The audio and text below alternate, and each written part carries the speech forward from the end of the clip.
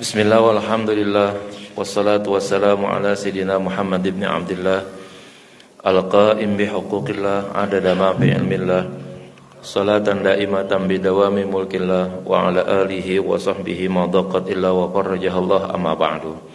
Jamaah sekalian yang kami hormati, alhamdulillah kita bersyukur pada Allah Subhanahu wa taala atas segala nikmat, karunia, hidayah dan maunah yang selalu dan senantiasa dicurahkan kepada kita semua. Salawat beruntai salam semoga selalu tercurahkan kehadirat baginda Rasulullah sallallahu alaihi wasallam. Hadirin jamaah sekalian yang kami hormati, lembaran kita akan menuju kepada lembaran yang kedua. Tapi lembaran yang kedua itu erat kaitannya dengan hadis dari Abu Hurairah. Mungkin pada baris keempatnya ya. Yaitu Rasulullah menyatakan wa idza stansahaka fansah lahu. Jika seseorang atau muslim ya, seorang muslim memintakan nasihat kepada kita, kepada kamu, maka berikanlah nasihat. Maksudnya idza istasyaraka ya, jika seorang muslim meminta musyawarah kepada kamu fi amalin minal a'mal, dalam salah satu perbuatan atau pekerjaan, hal ya'maluhu amla, apakah pekerjaan tersebut harus ia laksanakan atau tidak? Fansah lahu bima tuhibbuhu li nafsika, maka berikan nasihat tersebut kepada saudaramu yang muslim tersebut dengan sesuatu yang memang engkau sukai pada dirimu sendiri. Fa in kana al-amalu nafi'an min kulli wajhin, jika pekerjaan tersebut bermanfaat dari berbagai macam sisi, berbagai macam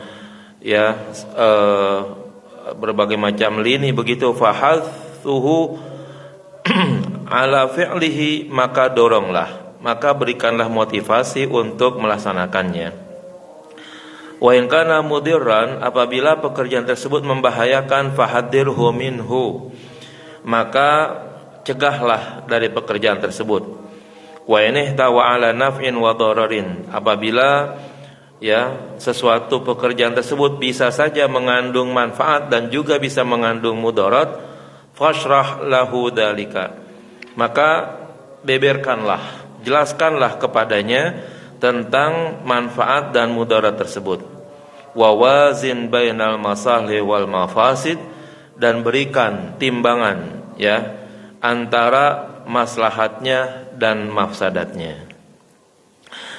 Nah, para hadirin sekalian, hadirat yang mulia, nasihat bagi saudara-saudara kita siapa saja nih? Di sini dikatakan al-muslim ya, hakul muslim alal muslim. Berarti artinya sesama orang beragama Islam, tidak dipentingkan dia itu keluarga kita atau bukan, selagi dia orang muslim siapa saja. Nah, yang terakhir kata Nabi kalau dia memang meminta nasihat kepada kita, jangan kita abaikan nasihat tersebut, sesuai dengan kemampuan yang kita miliki, pengetahuan yang telah kita laksanakan, mungkin termasuk pengalaman-pengalaman yang ada pada diri kita. Dikatakan di sini, apabila ada seseorang yang meminta penjelasan kepada kita tentang satu pekerjaan, satu perbuatan, apakah perbuatan tersebut layak untuk dia? Apakah pekerjaan tersebut pantas untuk dia kerjakan? Nah, maka kalau kita memang memiliki pandangan, memiliki pengalaman terhadap pekerjaan tersebut, jelaskan bagaimana sisi baiknya, bagaimana manfaatnya. Kalau memang di dalam pekerjaan tersebut, perbuatan tersebut memang banyak manfaatnya, dorong untuk ia melakukannya, walaupun mungkin di awal-awal itu dianggap sebagai sesuatu yang susah kali begitu. Kalau kita pernah mengalami pekerjaan tersebut begitu, di awal kita mungkin mengalami kesulitan sebagaimana yang kemungkinan dialami juga, ceritakan kesulitan-kesulitan tersebut dan bagaimana kita ya mengatasi kesulitan tersebut, ya. Nah, jika perbuatan tersebut, pekerjaan tersebut memang mengandung manfaat, kasih tahu manfaatnya di mana. Ya.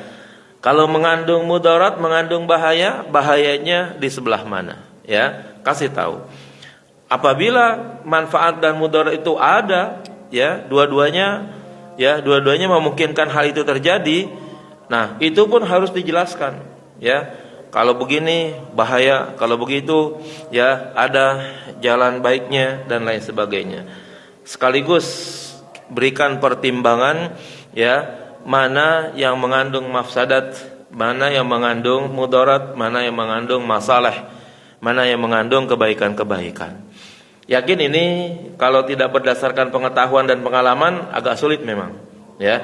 Tapi saya yakin, ya, seseorang yang sudah memiliki pengetahuan dan pengalaman dalam suatu pekerjaan begitu, dan dia mampu mengatasinya dengan baik, ya pasti pengalaman dan pengetahuan tersebut sangat bermanfaat bagi banyak orang begitu. Saya yakin semua kita pernah mengalami hal-hal yang sedemikian, sehingga kita bisa mengatakan begini, ya, dulu juga saya pernah begitu, ya. Kalau memang dalam kehidupan kita gitu pernah kita alami suatu masa di mana kita mengalami suatu peristiwa yang sulit, suatu peristiwa yang susah begitu, tapi kita dengan pelan, ya, bisa tuh melewati masa-masa tersebut. Itu pasti akan menjadi pengalaman terbaik dan terindah bagi diri kita, dan nanti itu bisa jadi akan kita jadikan nasihat bagi saudara-saudara kita yang lainnya. Nah, maka ya, yang namanya hidup itu jalani dengan sebaik-baiknya, karena apa yang akan kita alami pada saat ini pasti nanti akan dialami oleh orang lain di masa yang mereka harus melewatinya. Ketika kita mungkin lebih dahulu mengalaminya kesulitan tersebut, maka kesulitan kita ini akan menjadi ilmu, ya, akan menjadi pengetahuan bagi orang lain. Dalam hal apa? Dalam hal kita mengatasi masalah-masalah yang kita hadapi, ya. Saya yakin saya tidak bisa menyebutkan satu persatu kasus yang mungkin kita hadapi, tapi saya yakin, ya, Bapak Ibu, ya, pernah mengalami satu masa di mana mungkin mengalami kesulitan yang sangat luar biasa sesuai dengan kemampuan yang kita miliki. Nah, ini mungkin akan menjadi pengalaman terbaik dalam kehidupan kita untuk kemudian kita, ya, jadikan ilmu bagi saudara-saudara kita berikan nasihat kepada mereka dan lain sebagainya, ya. Nah, kemudian lanjutan daripada itu, wa kadzalika idza syawaraka ala muamalati ahadi minan nas, ya. Demikian juga apabila ia mengajak bermusyawarah kepadamu, ya, untuk hal-hal yang terkait dengan hubungan, ya, salah satu kepada, ya, manusia, au tazwijuhu, ya, au tazwijihi, atau dalam hal mengawininya, awit tazawwuj minhu, atau memang ia akan melaksanakan perkawinan untuk dirinya. Fabdallahu mahda nasihatika, maka kerahkanlah, ya, sedalam-dalamnya nasihat yang pernah kamu alami, ya. Wa'mal lahu minar ra'yi ma ta'maluhu li nafsika, dan perlakukanlah, ya, laksanakanlah, ya, atau berikanlah pendapat yang pernah kamu lakukan pada dirimu sendiri. Wa iyyaka an taghushahu fi syai'in min dalik, dan hati-hati jangan sampai kamu menipu, ya, saudaramu yang muslim tersebut dalam hal masalah yang dihadapinya, sekecil-kecilnya penipuan, jangan sampai. Faman ghasyal muslimin, maka siapa saja yang menipu orang-orang muslim, falaisa minhum, maka dia kalau begitu bukan bagian daripada orang muslim itu sendiri. Wa qad taraka wajiban nasihah, kalau dia menipu maka dia berarti telah meninggalkan kewajiban untuk memberikan nasihat. Wa hadhihi nasihah wajibatun mutlaqah, ya, pemberian nasihat yang dalam kondisi seperti ini menjadi kewajiban, ya, kewajiban yang mutlak. Walakinnaha, akan tetapi, tuta'akkadu, ya, atau tata'akkadu menjadi lebih dipertegas, idza stansahaka, jika kamu memang diminta untuk memberikan nasihat, ya, wa tuliba minkar ra'yun nafi', dan dituntut atau diminta kepadamu pendapat yang, ya, bermanfaat. Jadi di dalam kehidupan, ya, pengalaman hidup itu wabil khusus kepada orang-orang yang lebih tua gitu, yang sudah mengalami, ya, kalau kita bilang asam garamnya kehidupan begitu. Ini kan bukan bidang agama aja nih, ya. Dalam kehidupan keseluruhannya, bagaimana bertransaksi dengan orang, bagaimana bergaul dengan orang, ya, bagaimana tadi dikatakan untuk melaksanakan perkawinan atau bagi diri sendiri untuk mengawini, ya, seorang perempuan yang kita ingin menikah kepadanya dan lain sebagainya. Bagi orang lain yang baru pertama kali itu sesuatu yang sangat membingungkan mungkin, ya, tapi kita yang sudah melewatinya itu menjadi sebuah pengalaman besar, bahkan menjadi pengetahuan yang bisa kita, ya, berikan kepada orang lain di dalam menjalani proses kehidupan tersebut. Ya, bagaimana seharusnya seseorang tersebut, ya, di dalam proses bergaul kepada sesama manusia, ya. Tadi misalnya dalam proses, ya, perkawinan, apakah untuk dirinya atau untuk orang lain.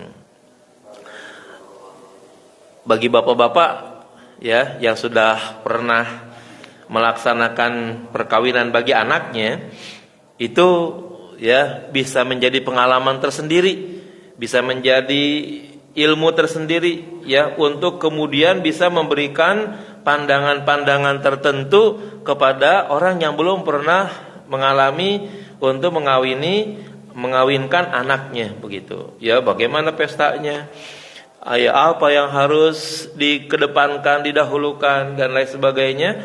Itu sangat penting. Maka dalam hal ini, apabila ada orang yang meminta nasihat kepada kita, nih, bagaimana nih saya mau melaksanakan perkawinan anak saya ini, ya, tolong dong kasih jalan, tolong dong kasih tahu, biar nggak pusing mikirin sendiri begitu misalnya, ya. Ini penting untuk kita sampaikan kepada orang tersebut, ya. Mungkin dalam hal pemilihan waktu, pemilihan tempat, undangan, makanan dan lain sebagainya, itu sangat, ya, banyak banget bantuan dari pihak-pihak orang luar yang tidak mungkin hal sedemikian itu tersebut dikerjakan secara sendiri begitu. Nah, kemudian dalam hal ini jangan sampai ketika kita memberikan nasihat kepada orang lain, memberikan informasi, memberikan pengetahuan, jangan sampai ada tipu menipu di dalamnya. Jangan sampai ada bohong di dalamnya, ya. Sebab orang yang menipu saudaranya sesama muslim, itu berarti dia tidak lagi dianggap sebagai bagian daripada orang muslim itu sendiri. Hati-hati ini begini, ya. Ada orang yang mungkin, ya, kita kesal kali sama dia, kita gedeg kali sama dia, kita nggak suka banget sama dia. Tetapi pada suatu masa akhirnya dia meminta nasihat sama kita, ya. Ini jangan dianggap, wah ini kesempatan, ini gue bohongin, ini gue tipu dia, pokoknya biar dia jatuh, biar dia rugi, biar dia malu nih, bagaimana caranya. Oh, nggak bisa begitu, ya.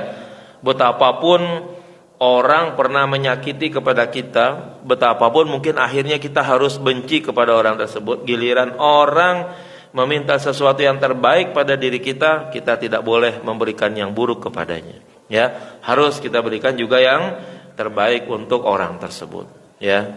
Inilah sikap seorang muslim, ya. Disakiti bagaimanapun harus membalas dengan yang terbaik.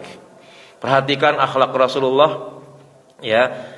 Kita boleh membaca sejarah hidup beliau. Silakan bapak-bapak kalau bisa menemukan satu episode kehidupan Rasulullah gitu dalam satu peristiwa di mana Rasulullah sampai membalas dendam, melakukan tindakan keburukan yang sama saja dengan orang yang menyakitinya, wah itu bisa mencarinya gitu, hebat banget itu. Ya, sebab tidak pernah ada ya dalam kehidupan Rasulullah ya di mana beliau disakiti lalu dibalas dengan sikap menyakiti yang sifatnya sama, ya. Apalagi lebih buruk daripada itu. Rasulullah nggak pernah menyampaikan atau melakukan hal yang sedemikian. Ini merupakan satu contoh ya tauladan yang paling baik bagi kita. Ya, di mana saja kita hidup, pasti kita ya kemungkinan besar membutuhkan orang lain atau orang lain akan membutuhkan diri kita. Nah, maka ya penting bagi kita untuk menyampaikan yang terbaik bagi orang lain. Ingat, hidup kita itu ceritanya banyak nanti kalau kita udah nggak ada. Ya, kalau sekarang sih orang mungkin nggak banyak menceritakan kita begitu. Tapi nanti ketika kita sudah meninggalkan dunia yang fana ini, banyak tuh cerita-cerita muncul tentang diri kita. Maka bikin situasi yang paling baik, ya, berikan nasihat yang paling baik untuk orang lain. Walaupun mungkin itu kepada musuh, kepada orang yang kita nggak suka kali begitu, ya, sehingga nanti suatu masa di mana saat kita sudah meninggalkan dunia yang fana ini, cerita baik kita tetap akan muncul sekalipun munculnya dari musuh kita, ya, dari orang yang mungkin ya nggak suka dengan kita. Masih ada cerita tentang kebaikan yang muncul dari orang yang tidak menyukai kita. Itu sangat luar biasa sekali. Kalau kita diceritakan kebaikan kita sama orang yang suka dengan kita, itu wajar. Ya. Tetapi kalau kita diceritakan baik oleh musuh kita, oleh orang yang tidak suka dengan kita, nah ini yang sangat luar biasa sekali. Nah, salah satunya adalah dengan cara memberikan nasihat yang terbaik kepada siapapun, kepada orang yang kita suka atau kepada orang yang tidak kita suka, sehingga nanti di akhir episode kehidupan kita ya muncul cerita-cerita baik. Apakah itu muncul dari orang yang kita sukai, apalagi kalau itu muncul dari orang yang tidak menyukai kita. Nah, itu sangat luar biasa sekali. Berikutnya, wa an Jarir bin Abdullah radhiyallahu anhu qala. Dari Jarir bin Abdullah, semoga Allah meridainya, berkata, bayatu Rasulullah sallallahu alaihi wasallam ala iqamis salah wa ita'iz zakah wa nushi likulli muslimin. Ya, aku berbaiat kepada Rasulullah sallallahu alaihi wasallam untuk melaksanakan salat, lalu mengeluarkan zakat, dan untuk memberikan nasihat bagi setiap muslim. Berbaiat itu kira-kira ya gampangnya tuh kita berjanji kepada pimpinan kita untuk melakukan apa begitu, ya. Nah, di sini Jarir bin Abdullah berjanji kepada Rasulullah, ya Rasulullah, saya berjanji kepadamu, saya berbaiat kepadamu untuk melaksanakan salat, mengeluarkan zakat, dan memberikan nasihat kepada sesama muslim. Kalau udah berbaiat kayak begini nih, berarti ya Jarir bin Abdullah mengakui ya Rasulullah sebagai pimpinan. Dan kemudian Jarir bin Abdullah kalau begitu harus melaksanakan apa yang diucapkan dalam baiatnya itu. Ya, isinya diantaranya untuk melaksanakan salat, mengeluarkan zakat, dan untuk memberikan nasihat kepada setiap muslim.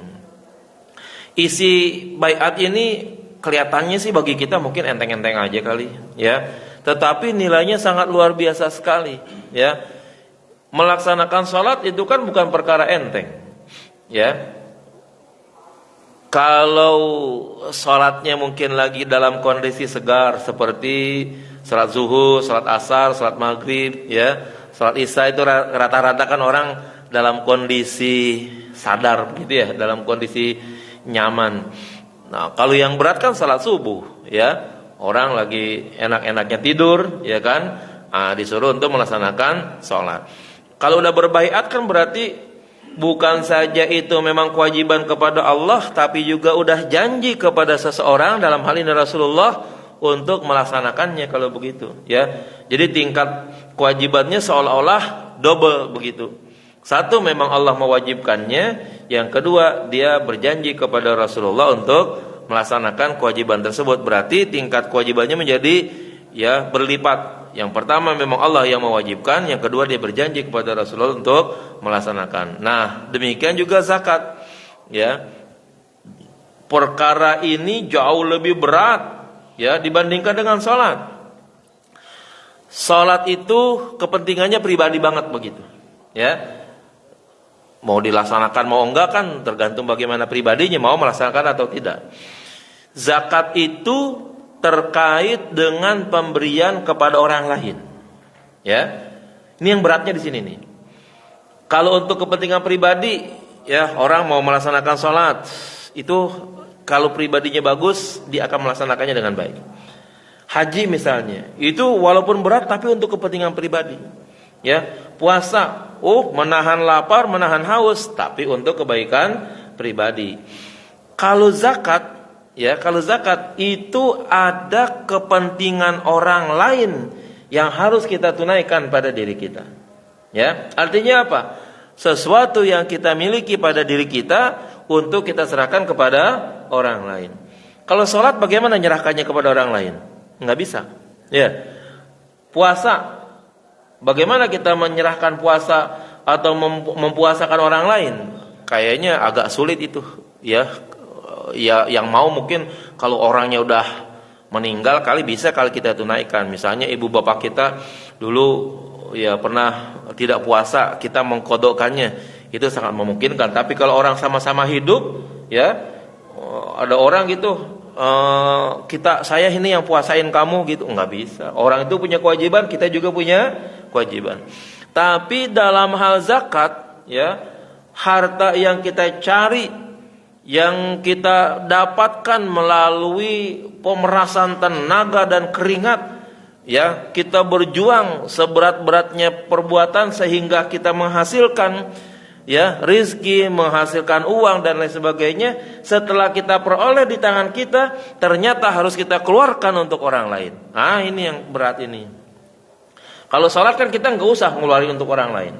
Puasa kita nggak penting, ya nggak disuruh untuk mengeluarkan puasa buat orang lain. Haji, ya yang udah kita kerjakan ya udah untuk kita, nggak bisa untuk kita kerjakan orang lain, ya kecuali kita mau bikin badal haji, itu pun kalau orangnya udah nggak ada biasanya, ya. Tapi ya yang namanya zakat orangnya masih ada, ya. Yang kita miliki itu adalah harta yang hasil kita peras keringat kita sendiri, tenaga kita sendiri, pas kita dapatkan lalu kita berikan untuk orang lain. Nah ini beratnya tuh untuk zakat tuh di situ. Ternyata ini yang dibaiatkan oleh Jarir bin Abdullah. Nah begitu juga untuk memberikan nasihat kepada orang muslim. Jangan dianggap enteng, ya memberikan nasihat kepada sesama muslim, ya. Wa qala al-Khattabi, berkata al-Khattabi, Ja'ala Rasulullah sallallahu alaihi wasallam an-nasihata lil muslimin syartan fil ladzi yubayyu alaihi kas-salah waz zakah. Ya, Rasulullah menjadikan nasihat kepada sesama muslim sebagai syarat sebagaimana yang ada pada baiat untuk melaksanakan salat dan melaksanakan zakat. Falidalika tarahu qarranaha bihima. Karena itulah kamu bisa memperhatikannya bahwa ya menasehati kepada sesama muslim, Rasulullah membarengkannya dengan pelaksanaan salat dan pelaksanaan zakat. Ya. Artinya kalau begitu tuh pelaksanaan salat, pengeluaran zakat seimbang kewajibannya, setingkat kewajibannya dengan memberikan nasihat kepada sesama muslim, ya. Nah, ini kan pentingnya Pak, hadirin sekalian, kalau kita melihat orang lain, kita melihat saudara kita ada satu kasus yang dihadapi dan kita bisa menyelesaikannya, kita nggak boleh diam saja kalau begitu, ya. Diminta sangat menjadi kewajiban, tidak diminta juga memang harus kita jelaskan kepada mereka. Ya, ada satu kasus, ya, ada pada satu keluarga kita tahu banget itu solusinya, jalan keluarnya bagaimana, lalu kita diam saja, dosa kita tuh yang begitu.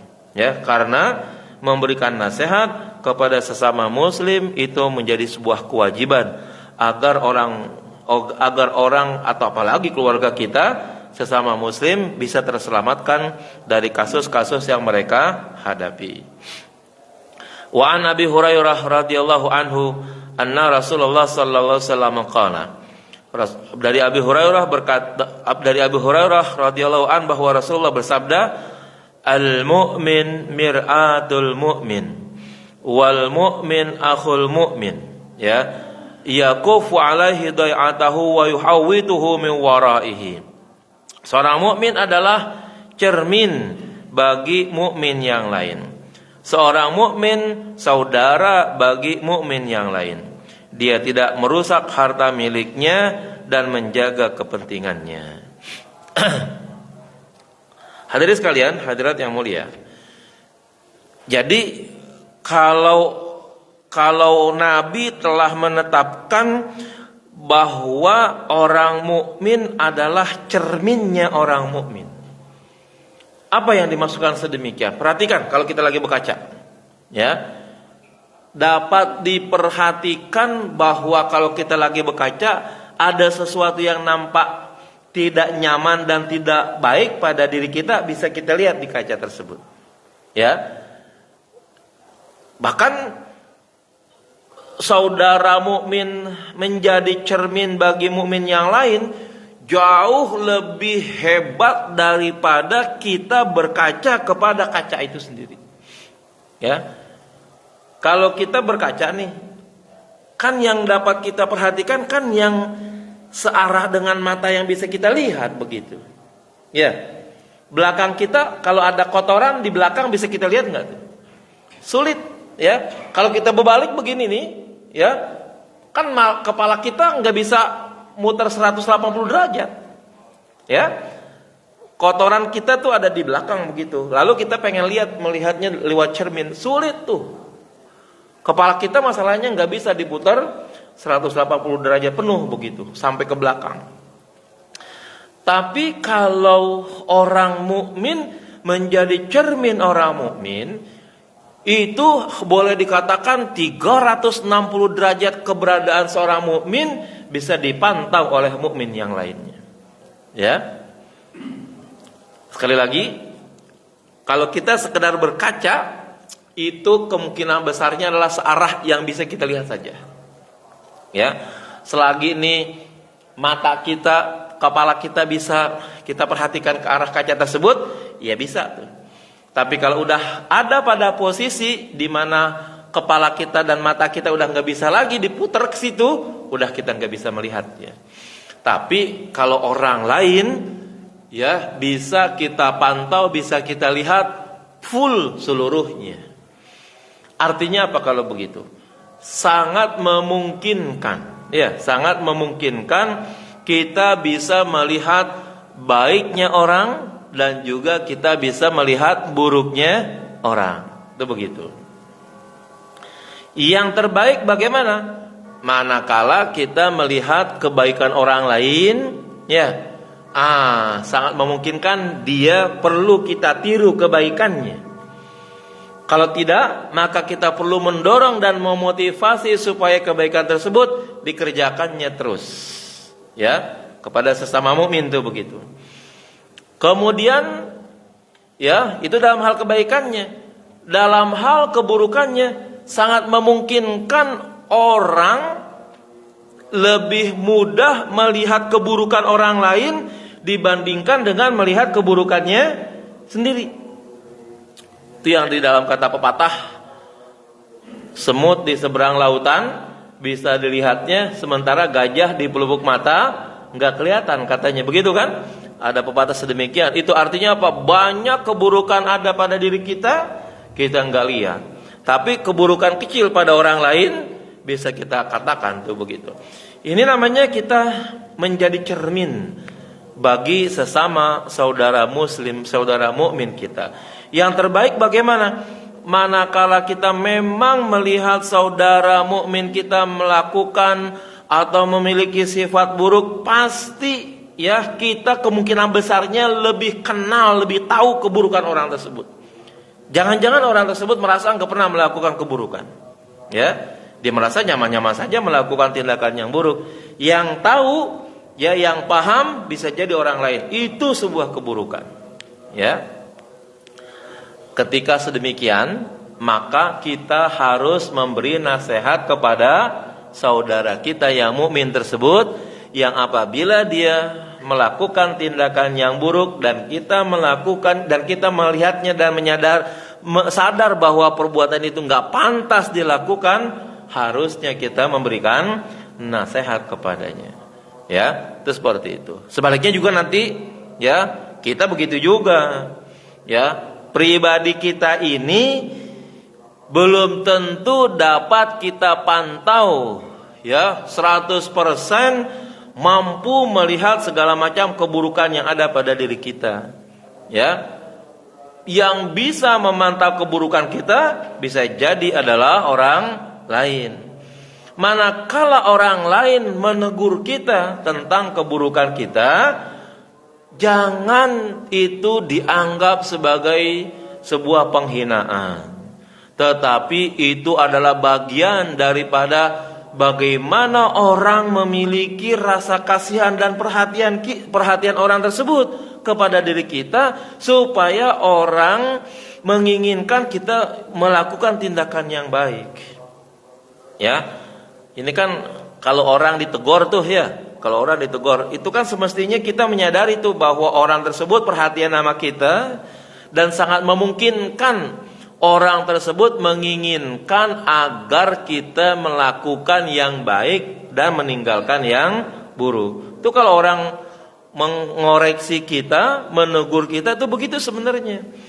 Sekecil-kecil kesalahan sampai sebesar-besar kesalahan, kalau orang negor kita, itu orang namanya udah perhatian sama kita tuh kalau begitu.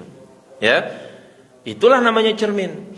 Ya, ketika orang negur akan kesalahan kita, seharusnya kita berterima kasih banget tuh kayak begitu, karena kita bisa jadi nggak menyadari bahwa kita melakukan keburukan. Ya, yang menyadari, yang tahu ya keburukan itu seringkali orang lain dibandingkan dengan diri kita sendiri.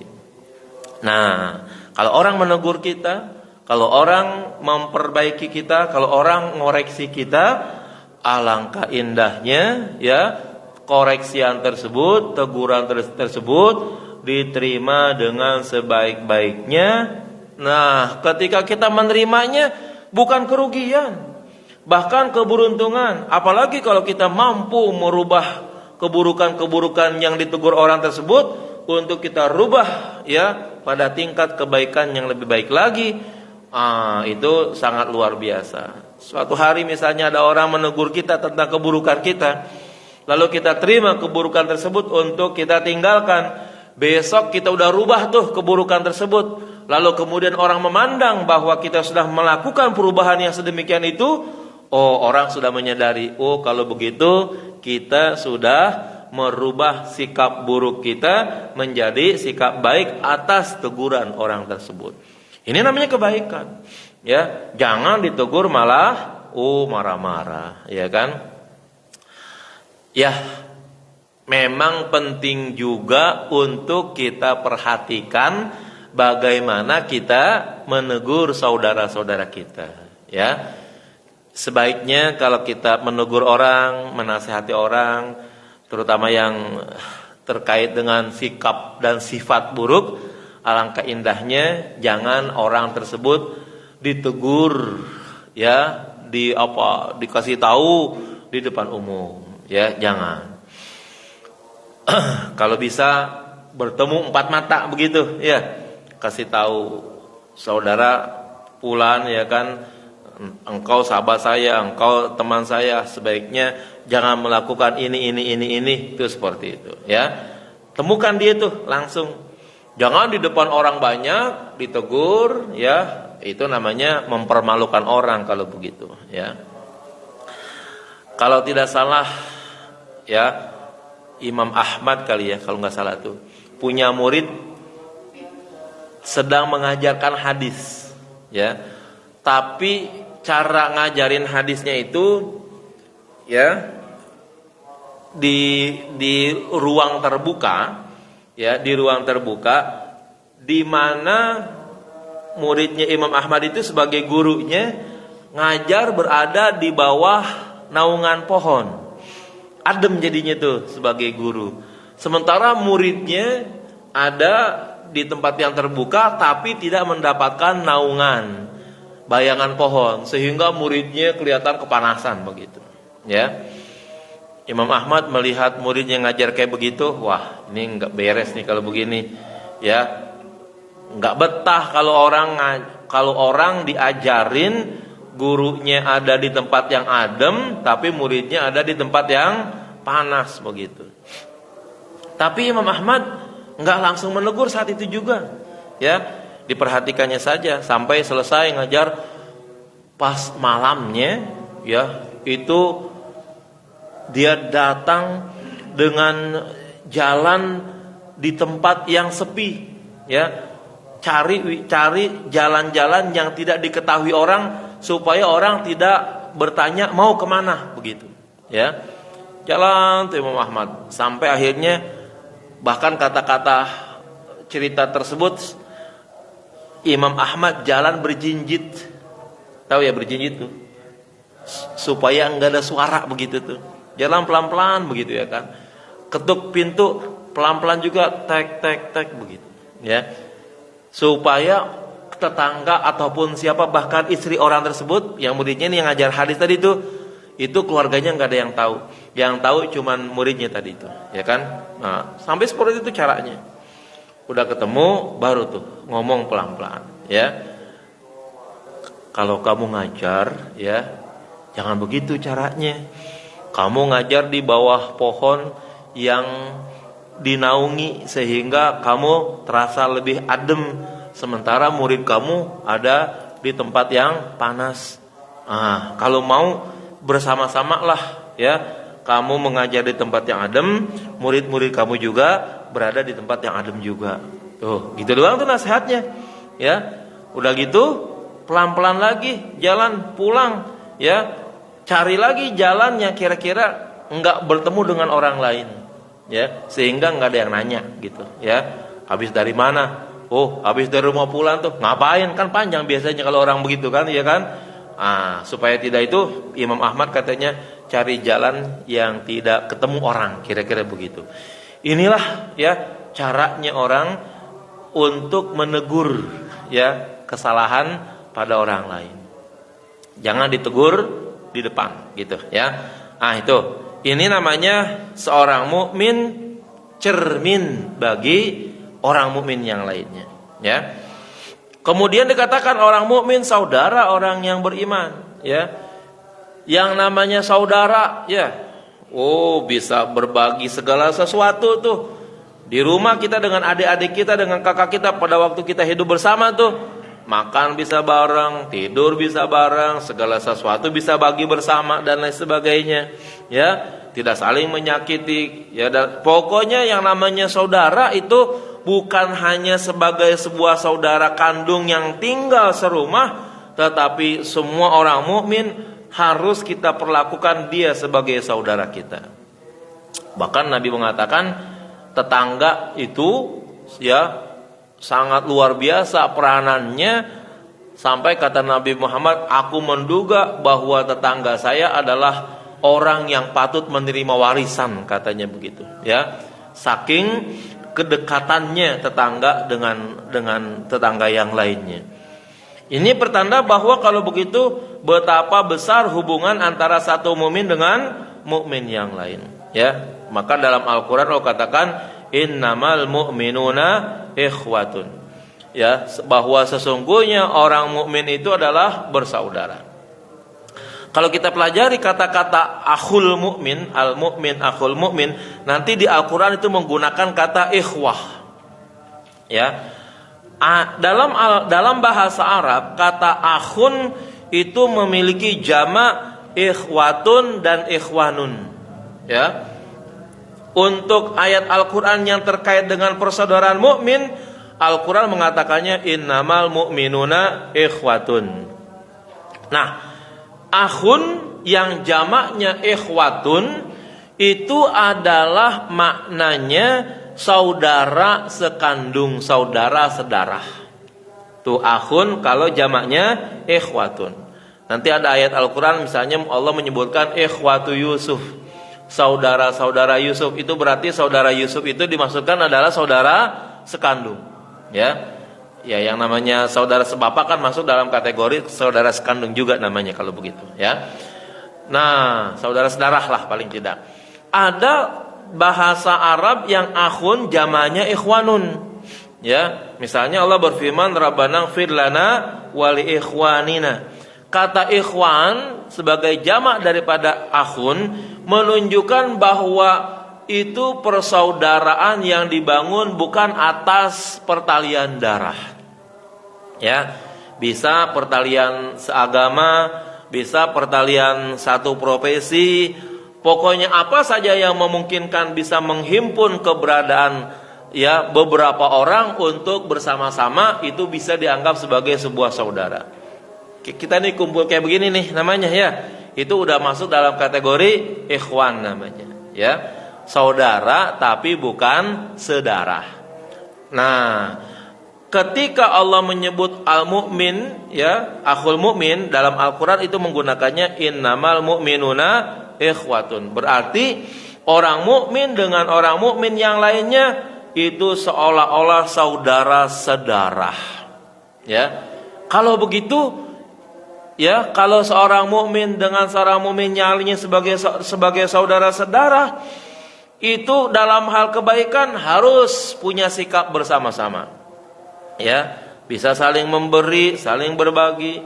Untuk hal-hal yang keburukan, jangan sampai melakukan tindakan buruk dari yang paling kecil sampai yang paling besar. Ya, maka nanti kalau ada sikap-sikap buruk yang dilakukan oleh orang mukmin, nanti misalnya dalam hal yang yang sangat besar tuh, faman qatala mu'minan tuh misalnya, itu dosanya gede banget itu jadinya. Ya, banyak banget tuh dosa-dosa yang terjadi pada kasus siapa saja orang yang membunuh orang mukmin, karena ini udah dianggap saudara sehingga nantinya dosanya sangat luar biasa di hadapan Allah Subhanahu wa taala. Itulah pentingnya seorang mukmin menjadi saudara mukmin yang lain. Qala Manawi, berkata Syekh Al-Manawi, ay yubsiru min nafsihi bima la yarahu bidunihi. Ia bisa melihat dari dirinya dengan cara yang tidak bisa dilihat dengan cara yang lain. Wala yanzurul insanu fil mir'ati illa wajhahu wa nafsahu. Seseorang manusia tidak akan melihat di dalam kaca kecuali wajahnya dan dirinya. Walau annahu jahada kulla juhdin, andaikan ia berusaha sekuat tenaga, ayyara jurmal mir'ati la yarahu, untuk melihat ya sisi ya semua yang ada di dalam kaca, sulit rasanya untuk ia melihatnya. Li'anna surata nafsihi hajibatun lahu, karena gambar dirinya akan menjadi penghalang ya terhadap dirinya sendiri. Jadi begini. Ya. Tadi sudah dikatakan, kalau kita berkaca nih yang bagian depan doang yang kita bisa lihat. Ya. Tapi bagian belakang sulit untuk kita lihat. Jadi betapapun kaca dianggap di sini hadis al-mu'min mir'atul mu'min, itu hanya sebagai sebuah istilah untuk menggambarkan betapa seorang mukmin bisa melihat mukmin keseluruhannya dari sisi yang lain. Tapi kalau hanya sekedar menggambarkannya di dalam kaca beneran begitu, maka kita hanya melihat sisi di mana ya sisi itu bisa kita lihat dengan mata kita. Ya, kalau saya lagi berkaca di depan gini misalnya, kan bagian belakang saya nggak lihat tuh, ya. Tapi kalau orang mukmin dengan orang mukmin yang lainnya, boleh dikatakan seutuhnya sangat memungkinkan dia bisa melihatnya. Nah, namanya juga bisa melihat orang lain dalam hal kebaikan dan keburukannya. Manakala kita melihat orang mukmin melakukan tindakan yang baik, itu jadi cermin bagi kita. Ya, sudahkah kita bisa melakukan kebaikan yang seperti dia? Misalnya begitu. Supaya untuk apa? Supaya kita bisa melaksanakan kebaikan tersebut. Kalau ada orang mukmin ya yang melakukan keburukan, maka seharusnya kita menasehatinya jangan sampai dia terus-menerus melakukan keburukan. Demikian sebaliknya pada diri kita. Ya, kalau ada orang lain melihat kebaikan kita, sangat memungkinkan orang akan melakukan kebaikan yang sama dengan kita. Tapi kalau kebaikan kita nilainya lebih kecil daripada kebaikan orang lain, kita berarti kalau gitu harus bercermin kepada orang lain kalau begitu. Kemudian apabila orang lain yang melihat diri kita sebagai sesama mukmin bahwa kita pernah melakukan tindakan yang buruk, lalu kemudian orang memberitahukan keburukan tersebut, maka inilah cermin bahwa orang tersebut sudah peduli dengan kita. Mereka menginginkan yang terbaik pada diri kita dan tidak menginginkan sedikit pun keburukan ada pada diri kita. Nah, di situ penting untuk kita menerima nasihat orang lain gitu. Karena banyak sesuatu yang tak dapat kita lihat, ternyata orang lain mampu untuk melihatnya. Ya, kita juga begitu juga. Ya, kita sangat memungkinkan melihat orang lain, kebaikan dan keburukan orang lain, ya, tetapi untuk diri kita enggak mampu. Ketika kita mampu melihat keburukan orang lain, maka sudah sepantasnya sebagai seorang mukmin kita harus ya menjelaskannya, kemudian menasehatinya. Wa qala at-Tayyibi innal mu'min fi ira'ati aibi akhihi ilaihi kal mir'ati al-majluwah, ya. Sesungguhnya orang mukmin di dalam melihat aib saudaranya sama seperti kaca yang jernih. Allati tuqi kullamarta sama fiha minaswar. Ya, seolah-olah atau menceritakan atau menjelaskan segala sesuatu ya yang tergambar dalam kaca itu. Walau kana adna syai'in, sekalipun sesuatu yang sangat kecil. Fal mu'min idza nazara ila akhihi yastashifu min waraihi halahu ta'rifat, ya. Seorang mukmin jika memandang kepada saudaranya, maka ia menemukan dari belakangnya rasa kenal dan tampangnya. Fa idza zahara lahu minhu aibun qadihun kafahahu, ya. Jika muncul aib yang buruk, maka ia berupaya untuk menutupinya. Fa in raja'a sadaqahu, jika aib itu telah lenyap, maka ia berkawan lagi, ya. Maka ia harus bersahabat lagi. Tadi sudah ya hampir mendekati pernyataan tersebut. Jadi ya, seorang mukmin itu bisa saja melihat hal-hal yang kecil yang buruk oleh orang mukmin yang lainnya, ya, dan itu bisa jadi menjadi besar tuh, ya. Sekali lagi kita bisa melihat keburukan orang lain yang kecil bisa kita lihat, tetapi keburukan diri kita yang besar belum tentu kita bisa lihat. Untuk mengetahui keburukan kita, tanya orang lain, ya. Di mana keburukan saya, di mana kekurangan saya. Karena seringkali orang lain lebih mengetahui keburukan kita dibandingkan dengan diri kita sendiri, sebagaimana kita mengetahui keburukan orang lain dibandingkan dirinya sendiri. Nah, apabila kita melihat keburukan orang lain, maka sudah sepatutnya keburukan tersebut bukan untuk diungkapkan, tetapi untuk diperbaiki. Sampaikan keburukan tersebut untuk kemudian orang tersebut bisa menghilangkan sifat-sifat buruknya pada dirinya. Demikian juga kita, kalau kita mendengar keburukan dari orang lain tentang diri kita, sudah seharusnya kita terima nasihat tersebut untuk kemudian kita memperbaiki keburukan-keburukan tersebut, ya. Baik, demikian yang dapat kita bahas. Kita tutup dengan kafaratul majlis. Subhanakallahumma bihamdika asyhadu an la ilaha illa anta astaghfiruka wa atubu ilaik. Sallallahu alaihi wasallam Muhammad alhamdulillahirabbil alamin. Mohon maaf. Assalamualaikum warahmatullahi wabarakatuh.